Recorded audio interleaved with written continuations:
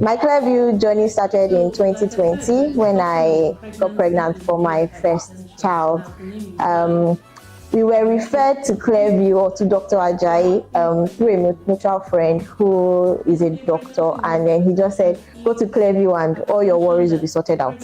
And we went to Clearview. When we first got there, the ambience, the way the staff, treated us while we waited, registered, it was I just felt like home. And when I met Dr. Ajayi, it was just, a no-brainer. Like, we just had to stay there.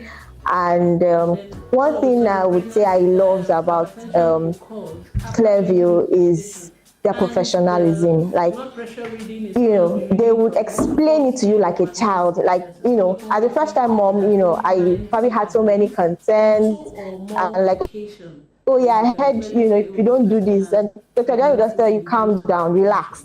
It's not like that. Just do this, and then you're fine. So every time you go there and, you hear him talk, you're always at peace and you just calm with yourself. And I'm like, okay, I have the best doctor. In fact, I just feel anybody who doesn't use Clearview doesn't have, the best service, or they just, they just had their baby anywhere. So even for my colleagues, anytime I see anybody's pregnant or their wife is pregnant, I just say, quickly go to Clearview. And truly, two of my colleagues had their babies, at Clearview. And I like professionalism. I like the fact that, they take you like family.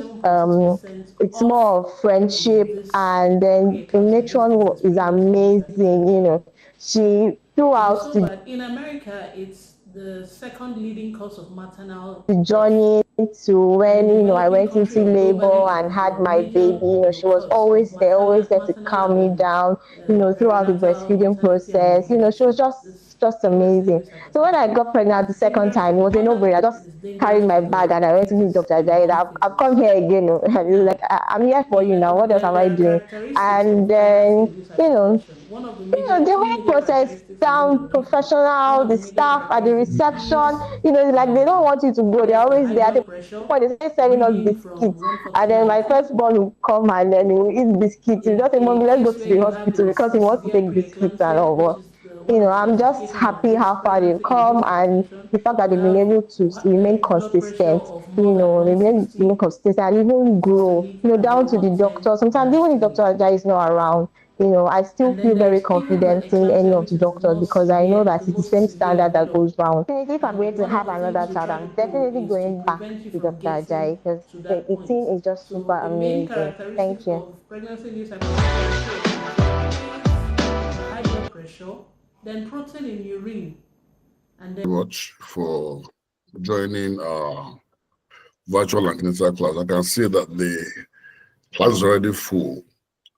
Seeing so many people on the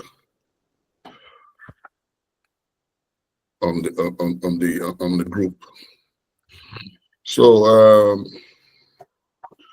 thank you very much for joining us. My name is Kunle Ajayi, and I'm the MD and CEO of Clearview Hospital, Lekki, Lagos.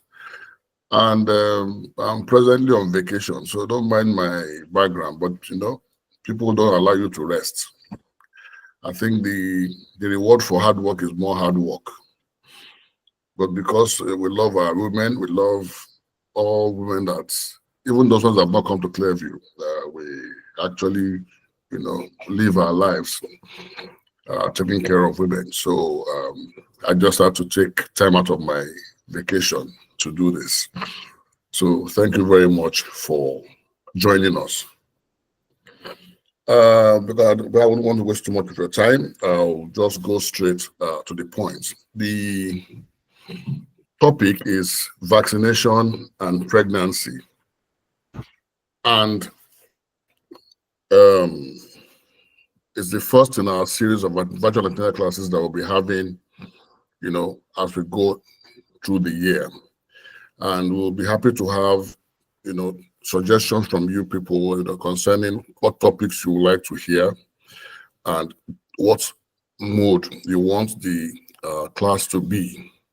Today I'll just be talking freely. I won't be, it's an informal meeting. I won't be displaying any slides.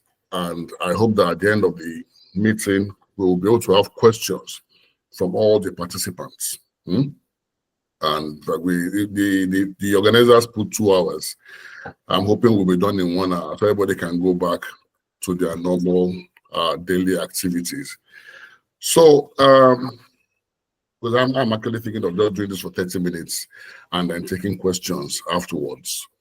So once again, I thank you for joining us. And this is the first Clearview webinar on antenatal class.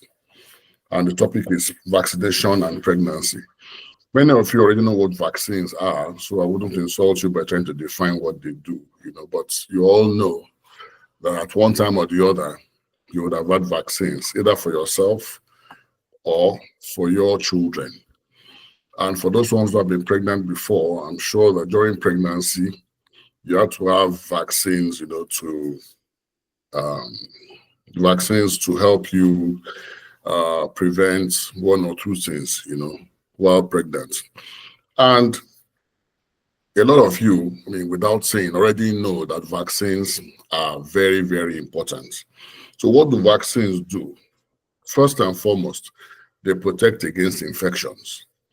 So infections like influenza, tetanus, diphtheria, whooping cough and things like that. So things that can even potentially harm the mom. Those vaccines, they help to protect against things like that.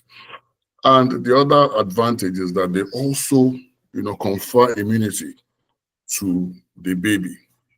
The one that comes to mind, even like many vaccines don't even cross the placenta. So what they do is that they make the mother produce antibodies, and some of those antibodies will go into the baby and confer immunity. A typical example is the tetanus injection and tetanus vaccine. That one is the one they call TT. It's very, very popular. It's a very large molecule. It doesn't cross the placenta and can be given at any time in pregnancy. So when people ask me, how can we take TT? I say, can take it any time. Because if it's been used for so many years, that we know it doesn't cause the placenta. What it does is that it makes the mom produce antibodies. Those antibodies are small enough to cause the placenta and then confer some kind of immunity on the baby. So that's another advantage. And then what a lot of people don't know also is that vaccination even helps to prevent birth defects. How does it do this? There are some infections that could happen early in pregnancy, in the first 12 weeks, when organs are being formed. And some of those infections can actually cause defects in organ formation. And when that happens, babies have deformities and things like that. So vaccination before or during pregnancy helps to prevent those kind of infections, So those 3 benefits, at least you should know by now that, without vaccines, your pregnancy will probably, pregnancy and delivery may probably, be a little bit more risky. And in Nigeria, when you come in for antenatal care, the vaccine that we usually administer is the TT or the Tdap. And the TT is tetanus toxoid. It's just one vaccine.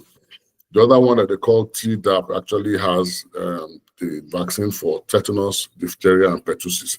Those vaccines, so either one of them is safe in pregnancy. In some other countries, where they have a prevalence of influenza, for example, they also prescribe influenza vaccines when women are pregnant.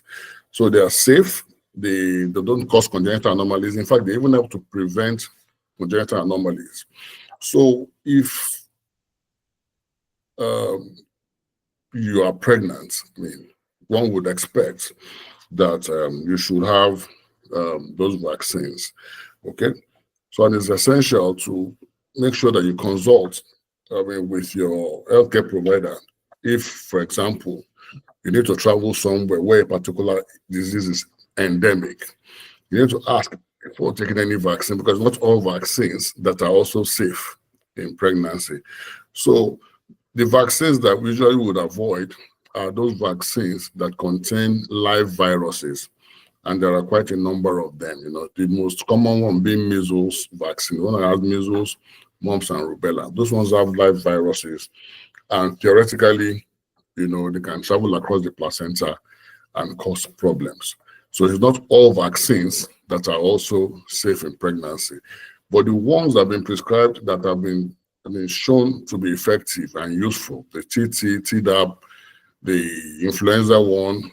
In fact, in some countries, they still tell women to go for COVID-19 vaccine and things like that. All those ones are very, very important because pregnant women are particularly susceptible to viral illnesses. So the ones that you can avoid, you try to avoid.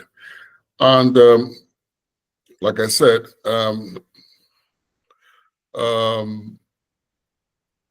lot of research has gone into vaccine manufacturing, and a lot of research over the years have gone to show, the safety of vaccines in pregnancy. So, it sometimes it's happening when you tell some people to take this vaccine, let's give you this one, and you find them kicking back because they've heard so many things about vaccines. I can't go into all the technical details, but I know that there are a lot of misconceptions about vaccines. Vaccines, for example, I know some people go, in fact, it's always there in the news where they say, vaccines can cause autism. That there are some things like vaccines that cause autism, and if they take this vaccine in pregnancy, my baby will have autism. But it has been debunked. So many studies have shown that vaccines don't cause autism. And I'm sure that if at any point in time they find such a link, they would have stopped all those vaccines by now. Many of these vaccines that I've told you, the TT, Tdap, the influenza one, all of them have been shown to be safe in pregnancy. And none of them have been shown to be deleterious to pregnancy. They don't lead to preterm delivery. They don't cause autism. Some people will say they are not safe for the baby, and that. But I told you that the ones that have been tested to be safe are very, very safe. Some people will say that I don't touch any vaccine at all. Oh, this one, that vaccines are harmful. But the truth is that not all vaccines are safe. I've told you that before. But the ones that are safe and recommended in pregnancy, we always recommend. So people will say, don't worry, I have natural immunity. Don't worry, what God cannot do does not exist. I don't need any other. My natural immunity will take care of this thing. Yes, one would expect that to happen. But there are situations where, even with your natural immunity, some things could happen. And you will now ask yourself why you didn't take the vaccine. Some women will even say, this one that I'm taking this vaccine now, I hope it will not be the one that will now make me have the disease. But that does it. In fact, it puts science, it rolls science on its head, because how is it that you say, so if you are given a vaccine, vaccine will now give you that disease? It's not possible. So that is why we're having this kind of discussion, to make you understand that the vaccines that are recommended for use in pregnancy are safe and effective and are of benefit to you and your baby. They do not cause any harm, and they do not cause any structural or molecular changes in your body that will now cause problems to the baby later on. So those are some of the so-called misconceptions. So like I told you earlier, the common vaccines are the ones that we give in Nigeria, TT and Tdap. Those ones are there, but like I said before, there are other ones like the influenza. There are other ones like the COVID-19 vaccine, and those ones are safe. What you need to know is that most of the vaccines that are being recommended by your doctor are safe in pregnancy and are unlikely to cause any problem. Okay, so we've done about 15 minutes or 30 minutes of this. If there are questions, we can take them, because it's supposed to be an interactive session. I don't know whether hands are up, because I'm seeing some hands up. Okay, so okay, just one hand. There's Rofiat Modukbeola. You have a question. Well, it's not written here, but maybe we'll need to unmute you so you can talk. Rofiat Modukbeola. Just hold on. So I can't unmute you, so it's the organizers that will probably need to do that for me. I don't know whether Barry is on the group, so that you can ask. She can ask her question. But if you can't, I'm sure you can also type.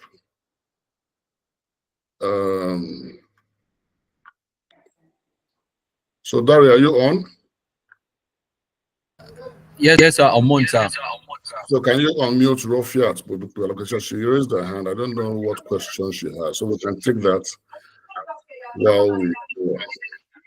Okay, sir. And if there are other people that have questions too, they can, once they raise their hand, we can unmute them so that they can talk.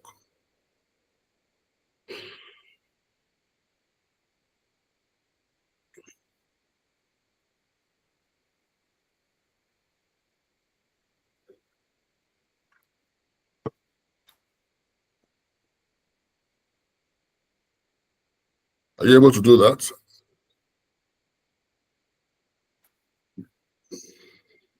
No, sorry. She can able to unmute herself. She should try unmute herself. She can do it from her side. Okay.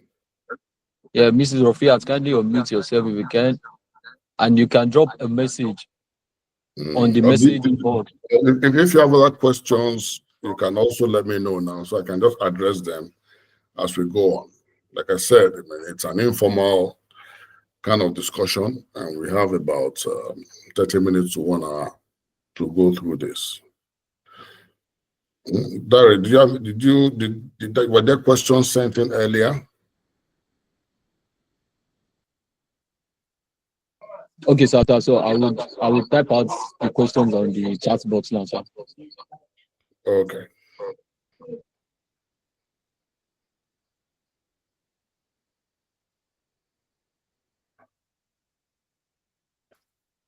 So the vaccines you will need to avoid in pregnancy are those ones that I said they're live, they contain live viruses, okay? And the one I mentioned before was the MMR, that's the measles, mumps, rubella. You wouldn't take the chickenpox vaccine when you are pregnant. You wouldn't take yellow fever vaccine.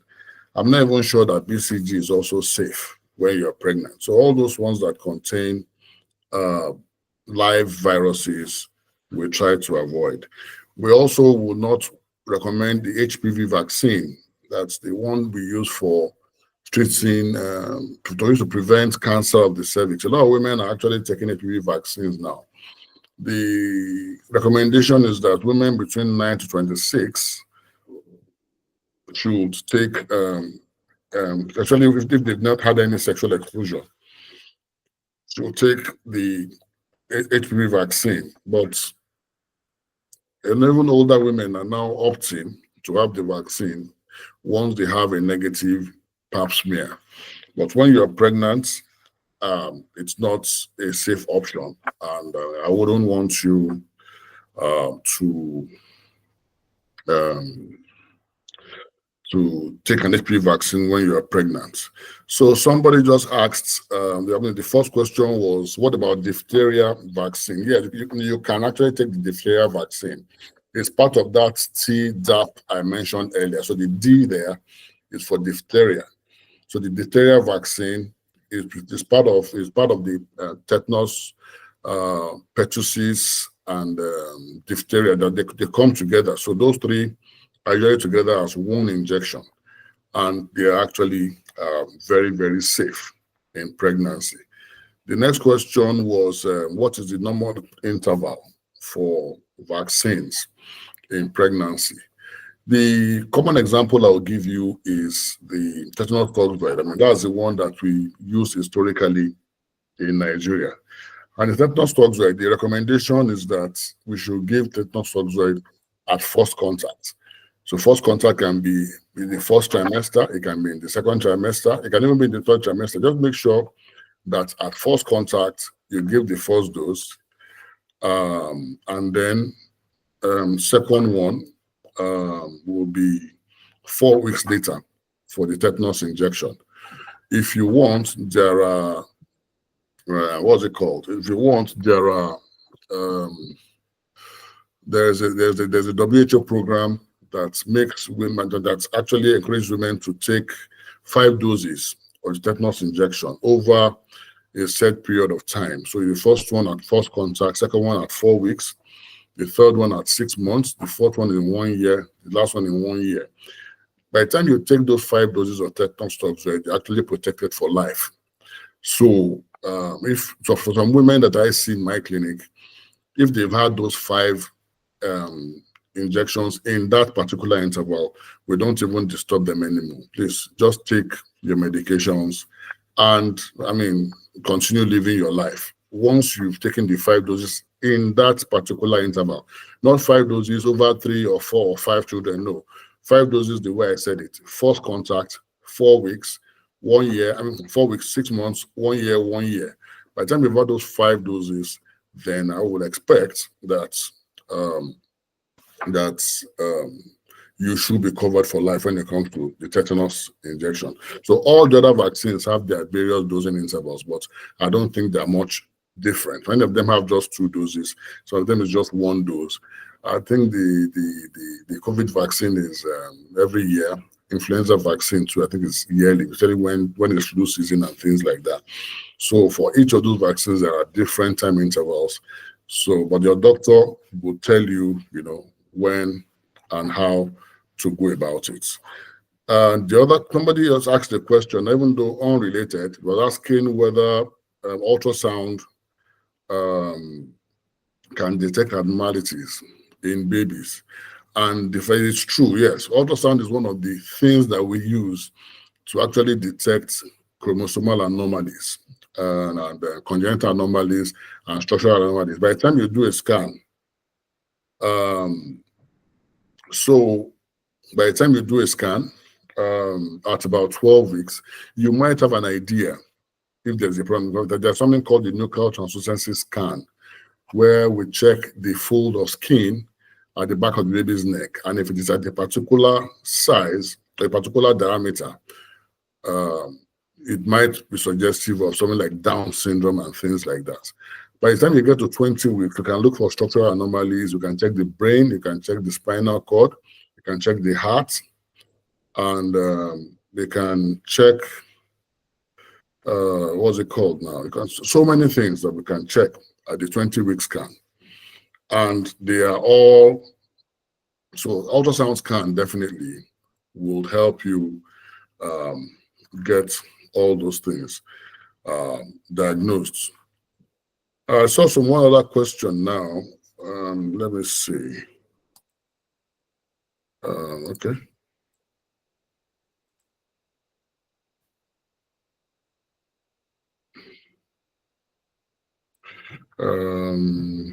Okay. Let me check the chat. Okay, so it's here. I've got a number of questions here. So, when do you need to take your first vaccine? Immediately you know you are pregnant. I said at first contact. So, but you can, many people will actually have gotten their first one by 16 weeks. And then the next dose will be 4 weeks after. I've answered the one by Mura Nikeda Asimi, who says, please, at what time interval should vaccines be taken in pregnancy? I think I've given that one justice. Yeah, so it's not just 1 dose. But in Nigeria, the one that is most common is the TT. There are other vaccines you can actually take in pregnancy. So if you come to us to discuss, we can actually look at you and then determine which one will be most useful. Maranka Darasimi also says, I've had 2 doses in my first pregnancy and now I'm 5 months gone. What do you think? If you had 2 doses in your first pregnancy in this pregnancy, you will still need to take 2 doses. At least that is the way, that is the government's, the WHO's recommendation. You must have at least 2 doses while you are pregnant. Okay? So if you've not had it, please talk to us. Let's get it sorted at the earliest possible time. And but no, a lot of women will complain that tetanus toxin, by the time I took the injection, my hand felt numb. It was very heavy. It was very painful. Yeah, sometimes the pain and inflammation you feel is actually your body trying to create antibodies and other things that help to prevent those infections that we're guarding against. So it's the way your body responds to the vaccine. It's uncomfortable, but it's a minor discomfort compared to what the converse would be. If you've ever seen somebody have tetanus infection, then you will pray never to even go near that kind of infection. It is debilitating. It kills. In fact, it kills more people than people that survive the tetanus thing. Meanwhile, it's just a simple injection that is cheap and widely available. So that discomfort is just a minor one compared to the debility and morbidity and mortality that comes with the tetanus infection. Adora Ude, she says this unrelated. I'm a pregnant mom registered. I said deliver my baby at the clinic.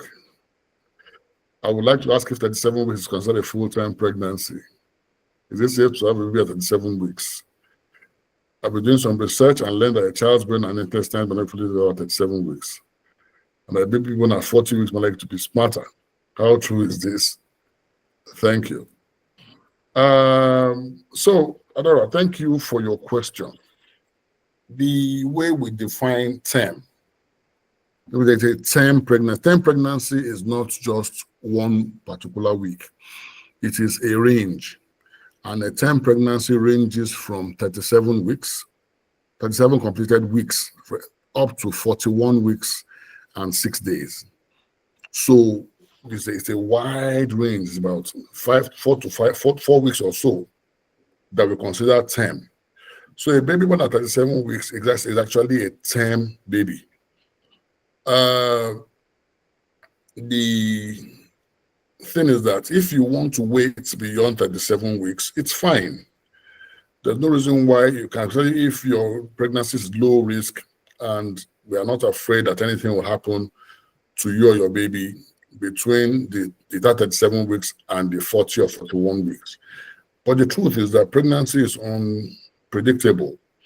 And many of the pregnancies that we see now, usually there will be a history of one thing or the other that will want us to deliver at about 37 weeks. I have nothing against delivery at 37 weeks, as long as there are no other contraindications, okay? But if you want to wait beyond that time, it's entirely up to you, but we would have explained to you why we need to wait, why we need to deliver early. So if a woman has hypertension, for example, I wouldn't want to go beyond 37 weeks. If she has other medical conditions, I wouldn't go beyond 37 weeks. If she had bled in pregnancy or she has a low-lying placenta, I won't go beyond 37 weeks. It may be small and showing signs of intrauterine growth restriction. I won't go beyond 37 weeks. If the fluid around the baby is too little or too much, I wouldn't go beyond 37 weeks. If she has had a previous bad outcome for one reason or the other, or she's had a previous bad complication in previous pregnancy, I wouldn't go beyond 37 weeks. In fact, some of them, if I get too scared, I might even do it earlier. Many babies will do well even from 34 weeks. So it's not, we don't just decide to deliver at 37 because we enjoy them at 37. But we don't want a situation where you go away today and you come back in a few days and something bad has happened. When we could have delivered you earlier, you'll see your baby and baby will be fine. So many things, the things you mentioned about the brain development and intestinal development, by 37 weeks, most babies already have them. It might sound controversial. In many countries, they talk about elective delivery about 30, 39 weeks. Yes, but in those kind of instances, they also have ways of monitoring these women. But also some of those studies that have shown that those ones that delayed, there was an unexpectedly high rate of stillbirth. One moment everything is fine, the next moment the baby is gone. The same studies that talk about elective delivery. So you need to look at the kind of environment where you practice. And because this is Nigeria, I can't stop anything you tell me and say, go home and be sending me telemetry. Be saying on my computer, okay, baby's heart rate is fine. Mother's BP is okay. You look at that environment and say, if at 37 weeks, everything is fine, I will deliver you, hand over your baby to you. And I've never seen a 37-week baby that doesn't have a mature brain or a mature intestine. So all those things that you read about, many of them don't actually apply to normal practice. So at 37 weeks, if your doctor has said deliver at 37 weeks is what you need, then I'll suggest we get it sorted. I hope that answers the question. And the baby born at 40 weeks is not smarter. Baby born at 40 weeks is probably just going to be bigger, because of course staying longer in there sometimes will make the baby big. But there's also that possibility that the placenta might be insufficient or might even fail, might not do what it's supposed to do. Okay. I hope that answers that question. But if there's any follow-up, I would like to have it. Kasim Nimot, please, what are the expected symptoms of the 2 weeks wait? Does everybody have symptoms during that period? I'm assuming the 2 week wait has to do with IVF. When you are waiting for the pregnancy test result to come. But this is an antenatal class, but and thank God you said it's unrelated. The truth is that sometimes there are no symptoms, but there are other times some women start experiencing some early pregnancy, especially if there are multiple babies, all the breast fullness and other things, start early for those people. For some other people, there are no symptoms. And the only way they will know they are pregnant is when they do the pregnancy test. So there's nothing to look out for. Some people will say, look out for bleeding, look at that. So many people that get pregnant without even having that implantation bleeding. So it's not, there's nothing really. Just keep your hopes up, pray to God, eat well, take your medications, and hope for the best. Your doctors always, try their best for you, okay? I hope that answers the question from Nimot Kasim.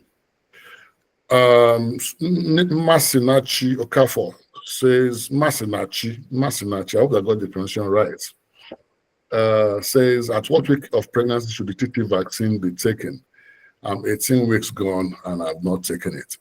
It's fine. The earliest, for most hospitals, is about 16 weeks. So even if you're at 18 weeks, you are fine. If it's at 20 weeks, it's okay. Just make sure you get your first dose. Once you have your first dose, the second one is in 4 weeks. Once you've had those 2 doses, it's fine.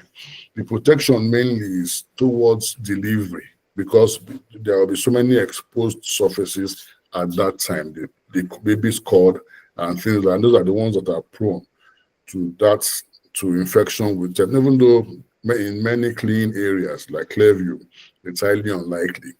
But we also just do it because it's a national recommendation. Do it, get it sorted as early as possible. If you've not had any, by the time you come into the clinic next time, please remind either Dr. Agbaji or myself that you've not had it, so that we can give you your first dose. There are supposed to be at least 2 doses.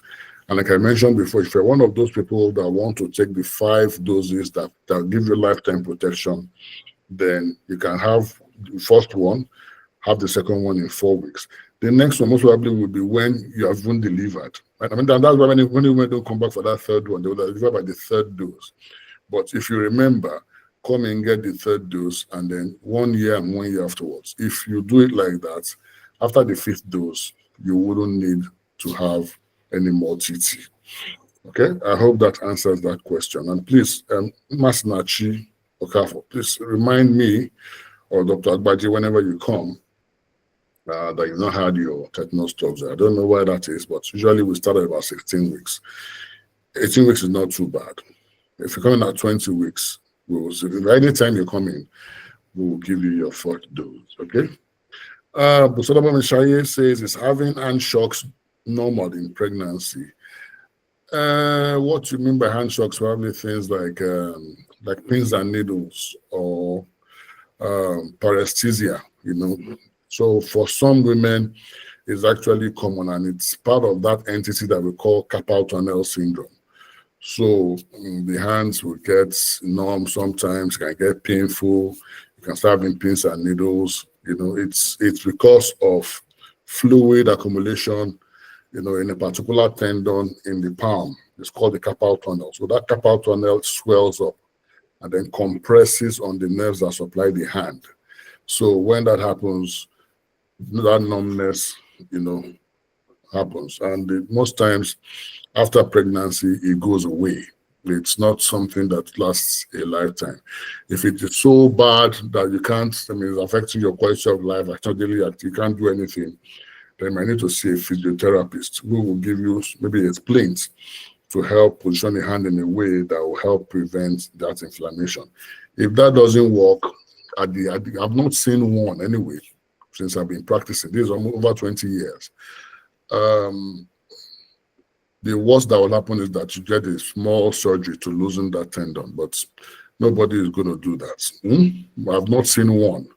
Most people, the basic things that they do help to relieve the numbness, so don't worry about it. Okay, and it's not unusual. Adukeola, his follow-up question on delivery at 37 weeks. Is the delivery done only by CS? Not necessarily. You can, if you are not in labor by 37 weeks and you need it to be delivered, you can be induced and you can be delivered vaginally. So it's not just cesarean section, but if cesarean section is indicated, especially if it's a high-risk pregnancy, if you've had a previous CS, or the baby is big, or the baby is small, or there are other issues that make it unsafe to have vaginal delivery, then the CS will be your best option. Okay? This was my experience last year. That's that Morenike again. Juliana, is it safe that Juliana Nebuife Balogun, I hope I pronounced that correctly, Nebuife Balogun, okay? So this is someone that's married to a Yoruba person, just like my wife. But I'd like to ask an unrelated question. Is it safe to change prenatal vitamins in pregnancy? For example, if the one you are using is no longer available for purchase, I would say yes. There's nothing wrong in change, as long as it's a prenatal preparation.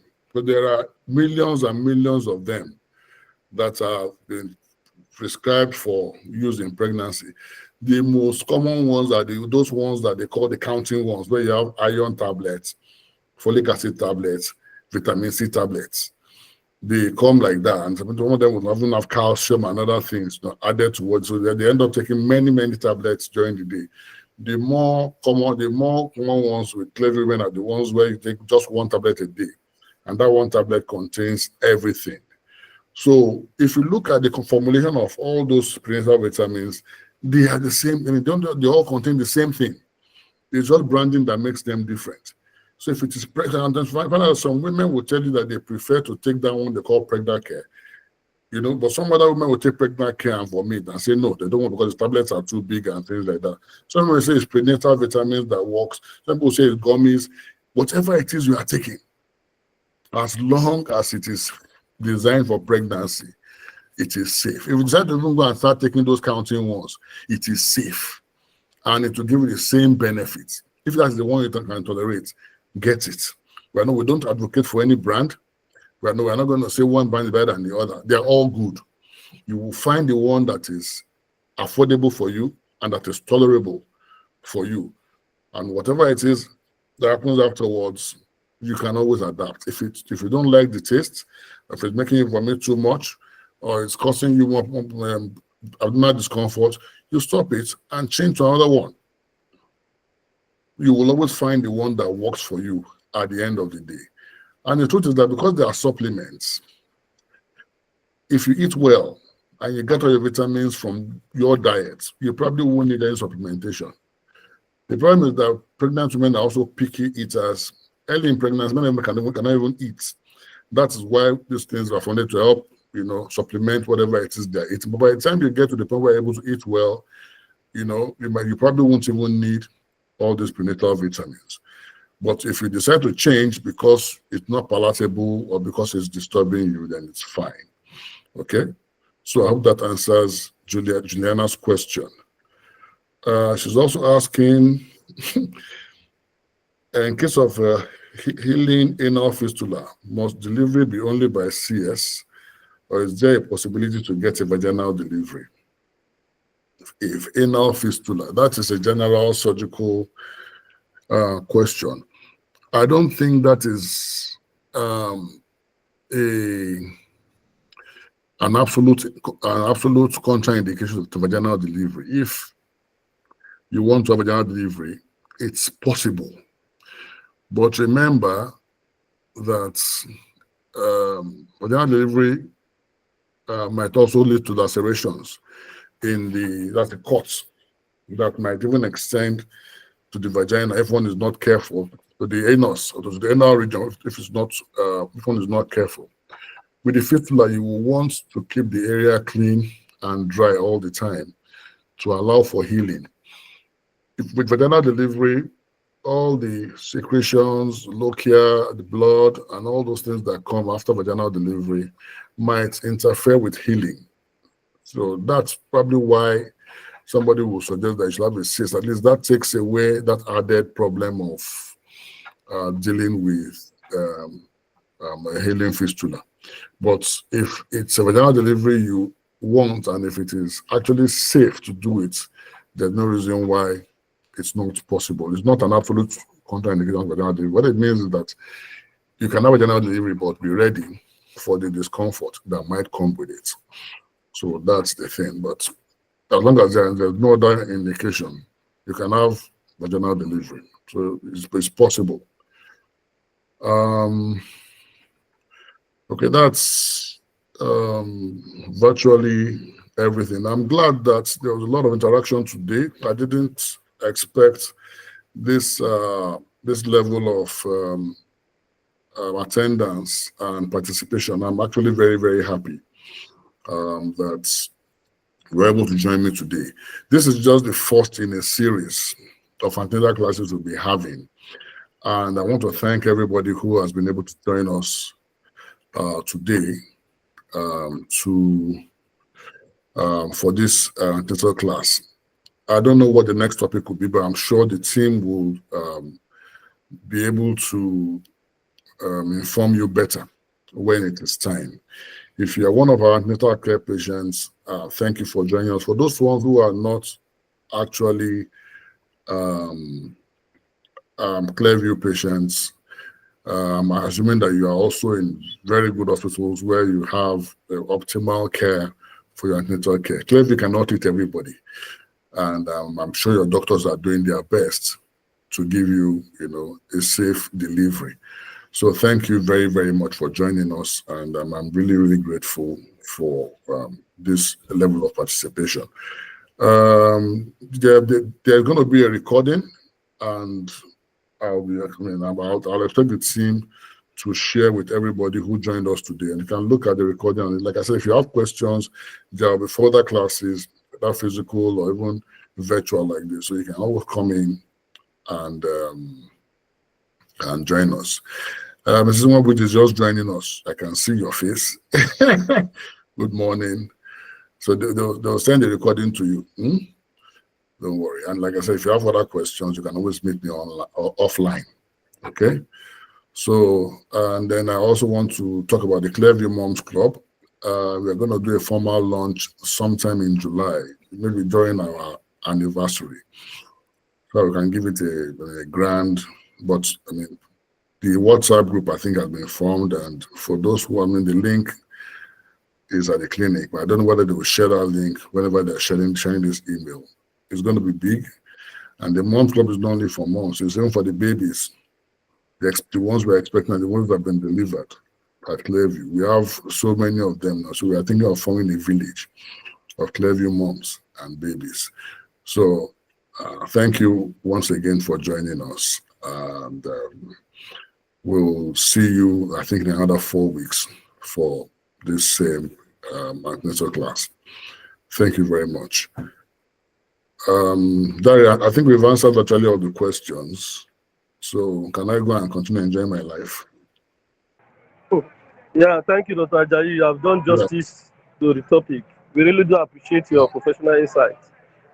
Thank you so much. Please, you can refer anyone who needed antenatal services to Clearview Hospital to get one of the best cares. And also, like you have said before, our Clearview Moms Club is available and it will be launched very soon. So we enjoy you people to actually join or key into this program.